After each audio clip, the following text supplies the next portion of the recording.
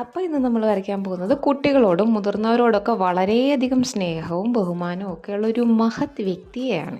ഈ കളർ തീമൊക്കെ കണ്ടു കഴിഞ്ഞ് കഴിഞ്ഞാൽ ആളാരെന്ന് വേഗം പിടികിട്ടിട്ടുണ്ടാവും എന്ന് വിചാരിക്കുന്നു.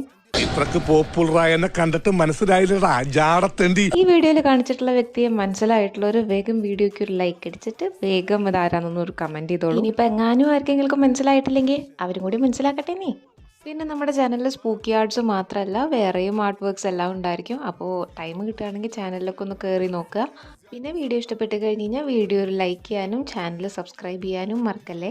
നമ്മൾ ഒത്തിരി മണിക്കൂറൊക്കെ സ്പെൻഡ് ചെയ്തിട്ട് ഓരോ ആർട്ട് വർക്ക്സ് ഇടുമ്പോൾ നിങ്ങൾ തരുന്ന ഓരോ ലൈക്കും സബ്സ്ക്രിപ്ഷനും ഒക്കെയാണ് നമുക്ക് പിന്നെയും വീഡിയോസ് ഇടാനായിട്ടുള്ള ഒരു മോട്ടീവായിട്ട് വരുന്നത്. അപ്പോൾ ഒരല്പം മനസ്സിൽ വെച്ചിട്ട് ആ കാര്യം ഒന്ന് പരിഗണിക്കുക.